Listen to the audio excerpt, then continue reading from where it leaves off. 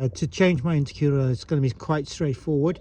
All I need to do is untighten that one, loosen that one off, and I've already done that one down there and loosened that off, and then just chop these two cable ties, one on the other eye, and it will just slot straight out. I'll try and fit the new one in, but I need to do some cutting to make space for it to fit because it's wider. So it's wider than this, 1 centimeter wider, so it's 76 mils instead of 65 mils in diameter. That should make quite a bit of difference in terms of cooling, but we'll find that out when I do some data logs afterwards. So I'm going to carry on with this and just loosen that off, slide it out.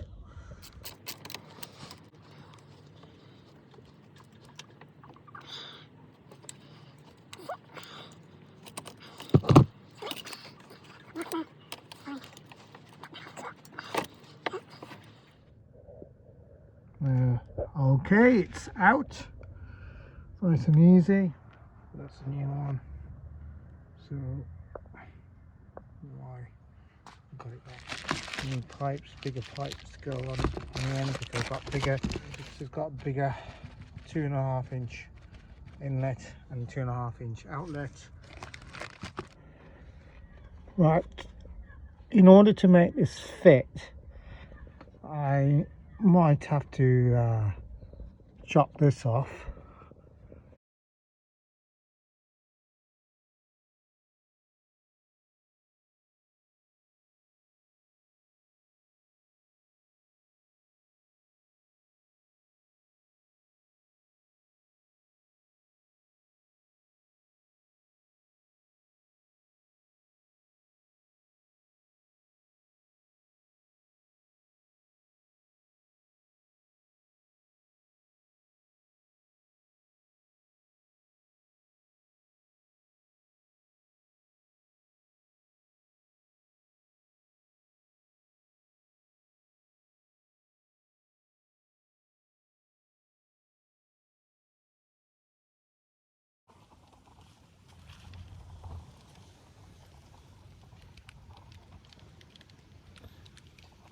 Right, the new intercooler's on the car now, and before I go, I just want to quickly talk to you about the other intercoolers that I've used previously.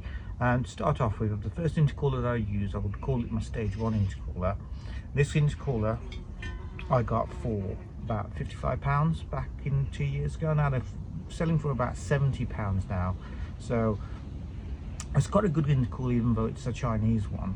It did the job really well, which I was quite impressed of, and it fits very nicely into the front grille, so none of it is actually covered by the front bumper. This intercooler is in length 550mm by 170mm in height, and the thickness of it is 57mm. Like I said, it worked really well, and running up to about 300 and 320 brake.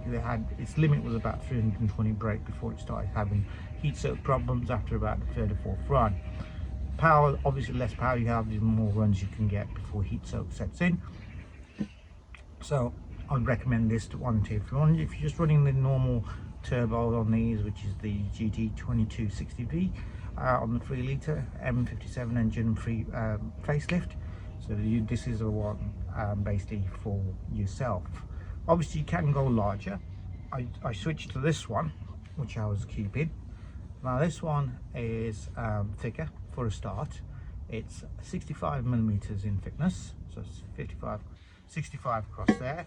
The length is the same, which is brilliant, 550mm, so it fits nicely. Again, that whole width is nicely fits into the front grille, so that the front airflow to it's really good. But the height of it is actually a lot bigger on the height. So this one is 230mm. Okay, it's got the same inlet outlet of 57mm, so I was able to reuse my hoses on here, so that was a good thing.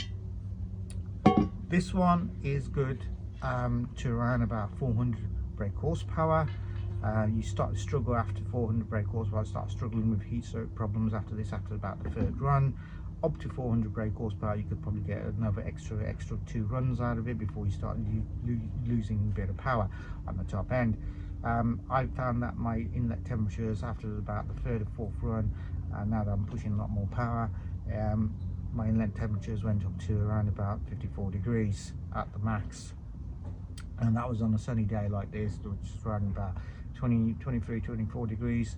So yeah, this is a pretty decent intercooler. Again, Chinese, and it cost me around about £90. Yeah, I think it's about £90 it cost me. Yep, pretty good. And the one that's on the car right now, that is actually the same dimensions as this, apart from the thickness, and it has an extra plate as well. So this one's got 12, this one on the car now, it's got 13. The new one actually cost me about £135, again a Chinese one, but I will recommend what you need to do, and it was bigger inlets on this one as well. This is a 63mm inlets and outlet on there, so I did have to change the end hose pipes as well on it.